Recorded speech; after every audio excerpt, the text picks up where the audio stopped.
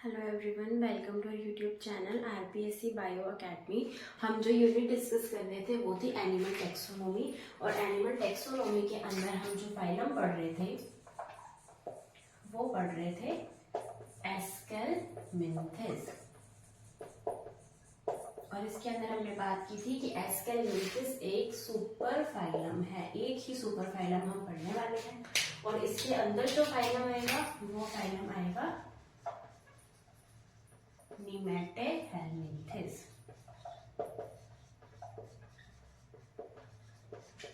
कल हमने इसकी एक इंट्रोडक्टरी वीडियो इसकी फिजियोलॉजी तक कंप्लीट कर ली थी। हमने सेंसिटिव ऑर्गन्स के बारे में बात की, हमने एक्सक्रीटरी सिस्टम के बारे में बात की। आज हम बात करेंगे इसके रिप्रोडक्शन के बारे में।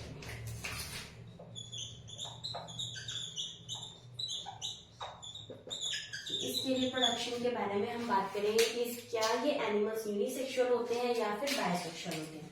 तो ये एनिमल्स मिलते हैं यूनिसेक्सुअल, यानी एक एनिमल होगा मेल, एक एनिमल होगा फीमेल, ठीक है। और यूनिसेक्सुअल होने के साथ साथ हमें क्या देखने को मिलेगा, सेक्सुअल डायमॉर्फिज्म। ये बात भी हमने कल कर ली थी। हम एक्सटर्नल कैरेक्टर्स के बेस पर अगर बता सके ये मेल है या फिर ये फीमेल है तो ये कहलाता है सेक्सुअल डायमॉर्फिज्म।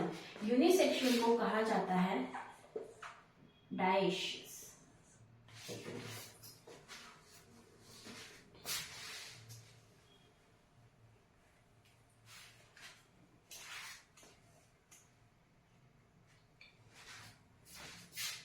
इसे कहा जाता है डायशियस, यानी हम यूनिसेक्सुअल कह ले और डायशियस कह ले, सेम ही बात है, ठीक है। तो कई बार यूनिसेक्सुअल ना देकर इस तरीके से डायशियस दे दिया जाता है। और अगर ये बायसेक्सुअल होते, ये तो नहीं है, लेकिन अगर कोई एनिमल बायसेक्सुअल है तो उसके लिए जो वर्ड यूज किया जाता है वो यूज किया जाता है मोनोएशियस या फिर हर्मैफ्रोडाइट। तो कई बार एग्जामिनर कंफ्यूज करने के लिए इस तरीके की जो है वोकैबुलरी यूज कर लेता है, ठीक है। तो ये हमें पता होना चाहिए कि यहाँ पर सेक्सुअल डायमॉर्फिज्म हमें देखने को मिलेगा। उसके अलावा ये एनिमल्स के अंदर जो फर्टिलाइजेशन होगा वो होगा क्रॉस फर्टिलाइजेशन, ठीक है।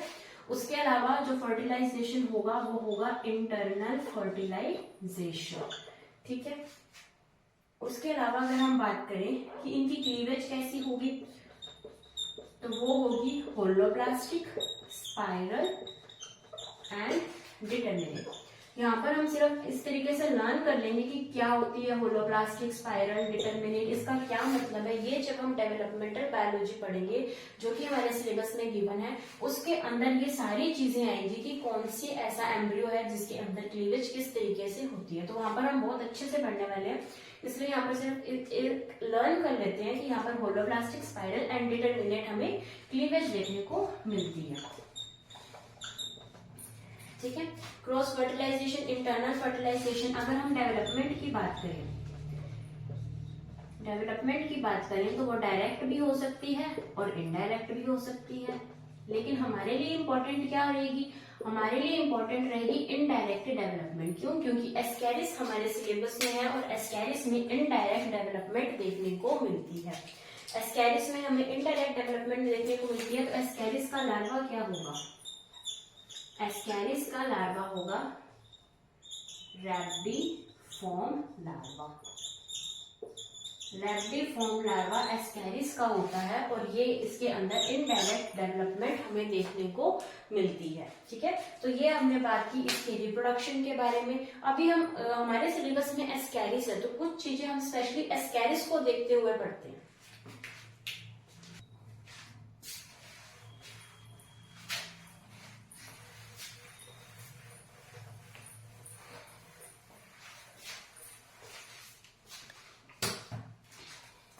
अब हम रिप्रोडक्शन की कुछ स्पेशल चीजें पढ़ते हैं, एस्कैरिस को देखते हैं।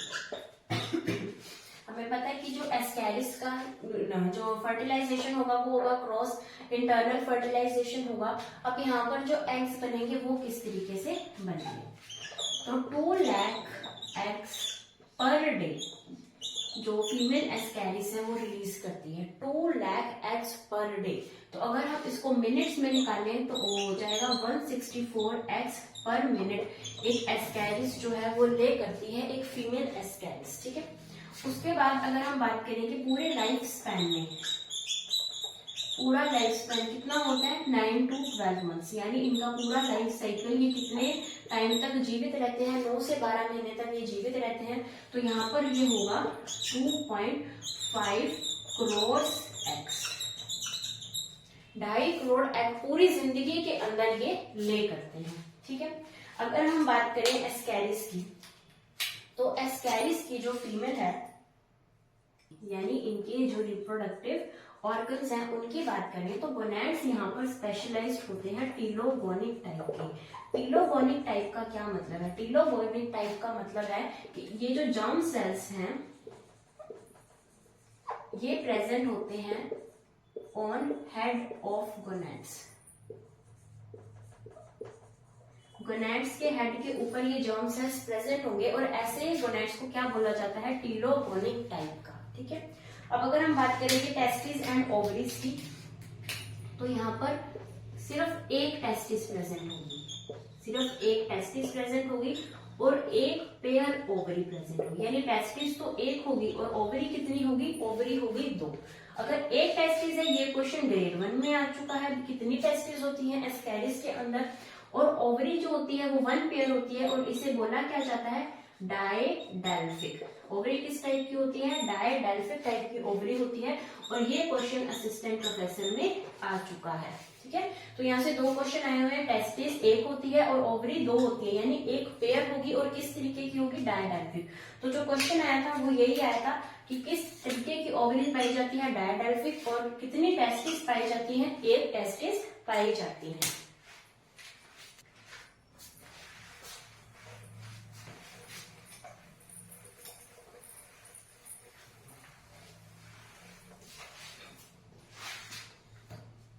अब हम बात करते हैं इस फाइलम की क्लासिफिकेशन के बारे में। तो क्लासिफिकेशन का बेस क्या है? क्लासिफिकेशन का जो बेस रहेगा वो रहेगा एब्सेंस या फिर प्रेजेंस, प्रेजेंस या फिर एब्सेंस ऑफ फेजमिट्स। हमने अभी फेजमिट्स पढ़े थे। फेजमिट्स के बारे में हमने पढ़ा था कि ये सेंसरी ऑर्गन्स है, ये कीमोरिसेप्टर्स हैं। तो इनके बेस पर इनको 2 क्लासेस में डिवाइड किया गया है। पहली क्लास आएगी ए फेज मीडिया और सेकेंड क्लास आएगी phase media. A phase media या फिर फेज मीडिया 2 क्लासेस में डिवाइड होता है ये फाइलम। तो अगर हम बात करें ए फेज मीडिया की, ए फेज मीडिया का मतलब है कि यहाँ पर जो फेजमिट्स हैं, फेजमिट्स यहाँ पर प्रेजेंट नहीं होते हैं, लेकिन यहाँ पर फेजमिट्स प्रेजेंट होते हैं। ठीक है, उसके बाद हम बात करें कि अगर यहाँ पर फेजमिट प्रेजेंट नहीं है तो फेजमिट की जगह कौन लेगा? तो यहाँ पर फेजमिट को रिप्लेस करेंगे कॉर्डल एडहेसिव ग्लैंड्स।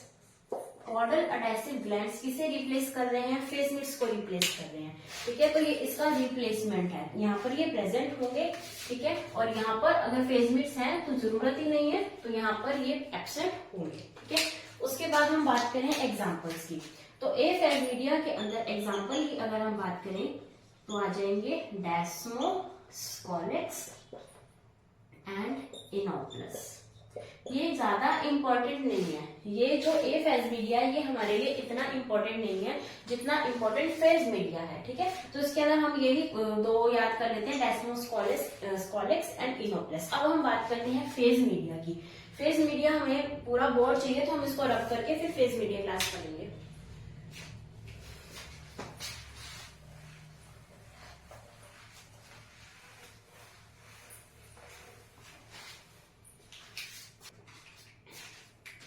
हम बात कर रहे हैं सेकेंड क्लास फेज मीडिया की। फेज मीडिया के एग्जांपल्स हम लर्न करते हैं अब, जो कि हमारे लिए इम्पोर्टेंट है। सबसे पहले आएगा ड्रैकनकुलस। ड्रैकनकुलस को बोला जाता है गिनी वर्म। ड्रैकनकुलस को बोला जाता है गिनी वर्म्स और ड्रैकनकुलस का जो वेक्टर है वो है साइक्लोप्स। साइक्लोप्स इसका वेक्टर है और साइक्लोप्स का एक बहुत ही फेमस नाम है हस्बैंड ऑफ 100 वाइफ्स। यानी 100 पत्नियों का एक पति साइक्लॉप्स को कहा जाता है। और साइक्लॉप्स किसका वेक्टर है? ड्रैकनकुलस, जिसे क्या बोला जाता है? गिनी वर्म भी बोला जाता है। ठीक है, इसको क्या बोला जा रहा था? इसको बोलते थे हम राउंड वर्म्स या फिर ट्रू वर्म्स। हम एस्केलमेंथिस को जो है वो ट्रू वर्म्स नहीं बोल सकते, उसे हम फ्लैट वर्म्स ही बोलेंगे, लेकिन ट्रू वर्म्स यही होते हैं। ठीक है, उसके बाद इसके अंदर एग्जांपल आएगा एस्कैरिस, जो कि हमारे लिए बहुत ज्यादा इंपॉर्टेंट है, हमारे सिलेबस में गिवन है। अगर हम बात करें एस्कैरिस की, तो एस्कैरिस को बोला जाता है राउंड वर्म। ठीक है, उसके बाद हम बात करें ट्राइक्यूरिस। ट्राइक्यूरिस को बोला जाता है विप वर्म। उसके अलावा एंटेरोबियस, एंटेरोबियस को बोला जाता है पिन वर्म। और ये क्या करता है? ये करता है एंटेरोबियसिस डिजीज। जैसे एस्कैरिस कौन सी डिजीज करता है? एस्कैरिएसिस डिजीज। वैसे ही ये करता है एंटेरोबियसिस डिजीज, जिसे कि बोला जाता है ऑक्सीयूरोसिस। ठीक है, तो ये बात की हमने एंटेरोबियस की। उसके बाद हम बात करेंगे लोआ लोआ है आई वर्म। ठीक है, उसके बाद आएगा एनसाइक्लोस्टोमा। एनसाइक्लोस्टोमा को बोला जाता है हुक वर्म। एनसाइक्लोस्टोमा को बोला जाता है हुक वर्म, और ये इसकी कमी से हो सकता है परनीशियस एनीमिया। परनीशियस एनीमिया हम पढ़ते हैं, हमने पढ़ा भी था जब हम डाइजेस्टिव सिस्टम पढ़ रहे थे, तब हमने पढ़ा था विटामिन B12 की कमी से परनीशियस एनीमिया हो जाता है। और एनसाइक्लोस्टोमा से भी परनीशियस एनीमिया हो जाता है। क्यों? क्योंकि ये विटामिन B12 की सिंथेसिस को कम कर देता है, तो अपने आप ही क्या हो जाएगा? Pernicious anaemia. उसके बाद यहाँ पर आएगा बुचेरिया ब्रैंकोफेटाई। बुचेरिया ब्रैंकोफेटाई ये क्या कॉज करेगा? ये कॉज करेगा फिलियरियासिस या फिर एलिफेंटियासिस। और इसका जो वेक्टर होगा वो होगा क्यूलेक्स। जो क्यूलेक्स, फीमेल क्यूलेक्स जो है, जो फ्लाई है फीमेल क्यूलेक्स, वो इसका वेक्टर होगा। किसका? बुचेरिया ब्रैंकोफेटाई का। ये क्या कॉज कर रहा है? फिलियरियासिस। ठीक है, उसके बाद जो क्वेश्चन है वो यहाँ से आया हुआ है। ये पूछा था कि फिलियरियासिस जो रोग है वो किसके द्वारा किया जाता है, तो उसका आंसर आएगा वो बुचेरिया के द्वारा किया जाता है। तो ये हमने पढ़ी क्लास प्लाज्मीडिया, उसके हमने सारे एग्जांपल्स पढ़े। ड्रैकनकुलस जिसे गिनी वर्म बोला जाता है, इसका वेक्टर क्या है? साइक्लॉप्स है, हस्बैंड ऑफ 100 वाइफ्स, यानी 100 पत्नियों का एक पति। फिर एस्कैरिस, एस्कैरिस को राउंड वर्म बोला जाता है, ये कॉज करता है एस्कैरियासिस। देन ट्राइक्यूरिस, इसे बोला जाता है विपवर्म। देन एंट्रोबियस, इसे बोला जाता है पिनवर्म, ये एंट्रोबियासिस या फिर ऑक्सीयूरोसिस कॉज करेगा। देन लोआ, इसे आईवर्म बोला जाता है। एनसाइक्लोस्टोमा, इसे हुकवर्म बोला जाता है, और ये परनीशियस एनीमिया को कॉज करता है, जो कि होता है विटामिन B12 की कमी से। तो ये क्या करेगा? ये विटामिन B12 के सिंथेसिस को कम कर देगा।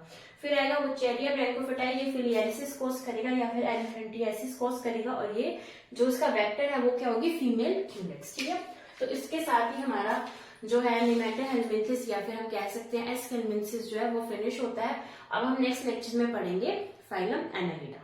Thank you.